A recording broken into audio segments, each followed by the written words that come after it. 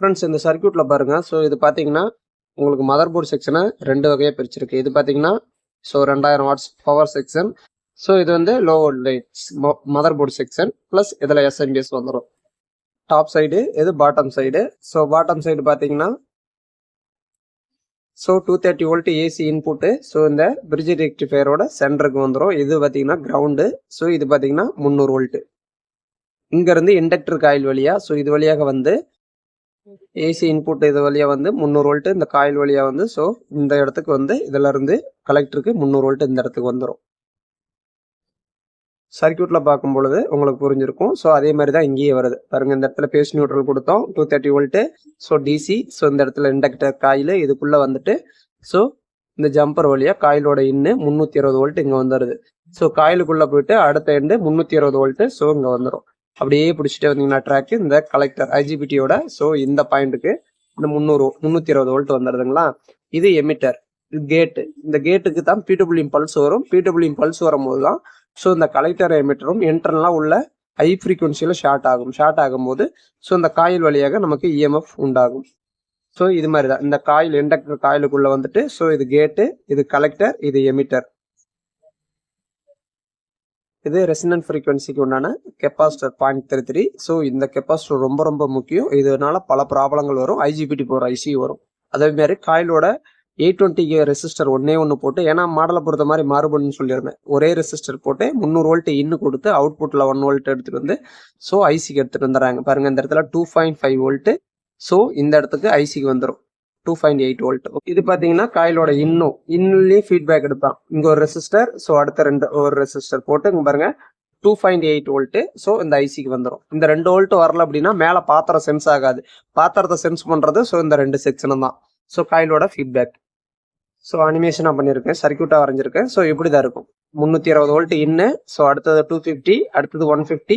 So அது அடுத்ததாக 1.3 volt ஐசிக்கு போயிடும். இந்த இடத்துல இந்த 2 ரெசிஸ்டர் 3 ரெசிஸ்டர் போட்டிருக்காங்க. இதில் ஏதோ ஒன்று ஓப்பன் ஆயிரும், இல்லை ஐஓம்ஸ் ஆயிரும். அதனால பல பிரச்சனைகள் வரும். இங்கே போகக்கூடிய வோல்டேஜில் ப்ராப்ளம் ஆனாலும் ஸோ நமக்கு டோட்டல் அவுட்புட்டு அப்படியே மாறிடும். இல்லை அதுக்கு உண்டான எரர் கொடுத்து ஸ்டாப் பண்ணிடுவாங்க. சர்க்யூட் ரன் ஆகாது. காயிலோட இன்னும் ஸோ அவுட்டும். இதுதான் காயிலோட ஃபீட்பேக் அப்படிங்கிறோம். ஸோ அடுத்ததான் நமக்கு எஸ்எம்பிஎஸ் செக்ஷனுக்கு இது பார்த்தீங்கன்னா பேஸில் ஒரு டயோடும் பாருங்கள் இந்த இடத்துல கொடுத்துருப்பான். பேஸில் ஒரு டயோடும் நியூட்ரல் ஒரு டயோடும் போட்டு இந்த இடத்துல ஒரு 220 வோல்ட் சப்ளை டிசி வந்துடும்.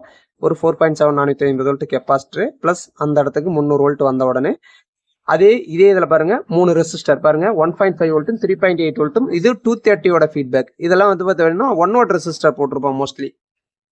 இந்த போர்டில் பாருங்க இது காயிலோட ஃபீட்பேக்கு, இது 230 ஃபீட்பேக். 3 ரெசிஸ்டர் வருது பார்த்தீங்களா. இந்த காயிலுக்கு இந்த டயோடுக்கு பக்கத்துலேயே 1 வாட். இதெல்லாம் ப்ராப்ளம் மோஸ்ட்லி அதிக ப்ராப்ளங்கள் வரும். ஸோ இது வழியாக தான் நமக்கு இந்த ஐசிக்கு ஃபீட்பேக் வரும். ஸோ இது 4.7 450 வோல்ட் கெப்பாசிட்டி. இந்த இடத்துக்கு 320 வோல்ட் வந்துடும். இது வைப்பர் டோலி ஐசி. ஸோ இங்கே 300 வந்த உடனே ஸோ இது டிரான்ஸ்ஃபார்மர் சுவிட்சிங் ஆன உடனே ஸோ இது வழியாக அவுட்புட் செக்ஷனுக்கு வோல்ட் வந்துடும். எவ்வளோ வோல்ட் வரும் இந்த இடத்துல கொடுத்துருப்போம் பாருங்கள் 7 வோல்ட் வரும். இது 7805 ரெகுலேட்டருக்கு இன்னும் வந்துடும். அவுட்டு 4.8 வந்துடும்.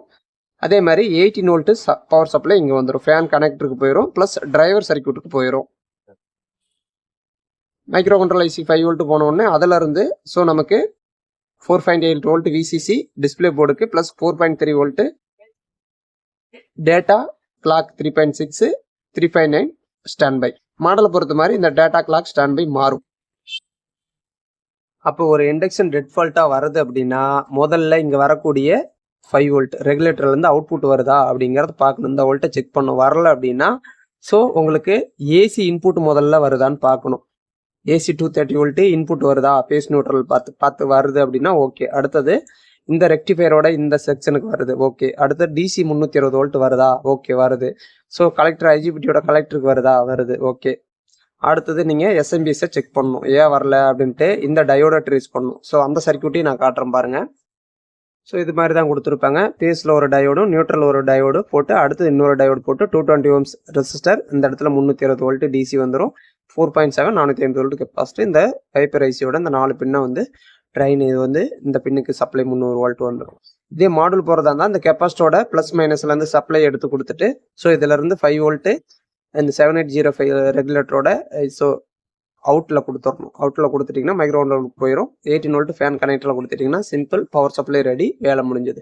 நீங்கள் செக் பண்ணிக்கலாம். இப்படியும் கொடுத்து பார்த்து கூட உங்கள் மாடல் கையில் வச்சுக்கோங்க. ஸோ இந்த செக்ஷன் ப்ராப்ளம் அப்படின்னா முதல்ல 5 வோல்ட் 18 வோல்ட் கொடுத்து பார்த்துருங்க. ரன் ஆயிருச்சு அப்படின்னா ஸோ அப்புறம் ப்ராப்பராக இதில் என்ன காம்பனண்ட் ஃபெயிலியரோ இந்த சர்க்யூட்டில் எப்படி ஒர்க் ஆகுதுன்னு நிறைய வீடியோ கொடுத்துருக்கேன், அதை பாருங்கள். ஏன்னா சிம்பிள் சர்க்யூட் தான். இதில் ஒரு சில காம்பனண்ட் 18 வோல்ட் ஜிஎன்ஆர் பிரச்சனை வரும், 4.7 450 வோல்ட் கெப்பாசிட்டர் பிரச்சனை வரும், 150 வோல்ட் பிரச்சனை வரும். ஸோ இது மாதிரி சின்ன சின்ன காம்பனண்ட் ப்ராப்ளம் வரும். அதை மாற்றி பார்த்து நம்ம ரெடி பண்ணிக்கலாம். ஸோ இது உங்களுக்கு ரொம்ப சிம்பிளாக புரியும். ஃபேனை எப்படி கண்ட்ரோல் பண்ணுறாங்க பாருங்கள். இந்த 8050 டிரான்சிஸ்டர் வழியாக, ஏன்னா ப்ளஸ் வோல்ட் டேரெக்டாக ஃபேனுக்கு போயிடும், கிரவுண்டு வந்து டேரெக்டாக போகாது. இந்த டிரான்சிஸ்டரில் கொடுத்து எப்போ பேஸுக்கு 0.5 வோல்ட் வருதோ அப்போ தான் அந்த ஃபேன் வந்து கனெக்டருக்கு சப்ளை வரும். அப்போ தான் வந்து ஃபேன் ஓட ஆரம்பிக்கும். இந்த எஸ்எம்டி போர்ட்லேயும் அப்படி தான் கொடுத்துருக்காங்க. காயிலோட ஃபீட்பேக் 1, 2வது ஃபீட்பேக், இது 230 வோல்ட் ஃபீட்பேக். சிம்பிள் தாங்க. எல்லா த்ரூபோல் காம்பனண்ட்டு எஸ்எம்டி காம்பனண்ட்டுக்கு நம்ம எப்படி வந்து ஆல்ட்ரேஷன் பண்ணி போடலான்னு அடுத்த வீடியோவில் சொல்கிறேன். இது டிரைவர் சர்க்யூட்டில் பாருங்கள் 3 டிரான்சிஸ்டர் கொடுத்துருக்கான். இது 3904 3906 இது மாதிரி கொடுத்துருக்கான். 8050 வரும். ஸோ இது சிம்பிள் தான். நான் அடுத்த கான்செப்ட் நான் அடுத்த வீடியோவில் உங்களுக்கு இன்னும் புரியிற மாதிரி எக்ஸ்பிளைன் பண்ணுறேன். இந்த வீடியோ பிடிச்சது அப்படின்னா ஸோ லைக் பண்ணி ஷேர் பண்ணி சப்ஸ்கிரைப் பண்ணுங்கள். தேங்க்ஸ் ஃபார் வாட்சிங்.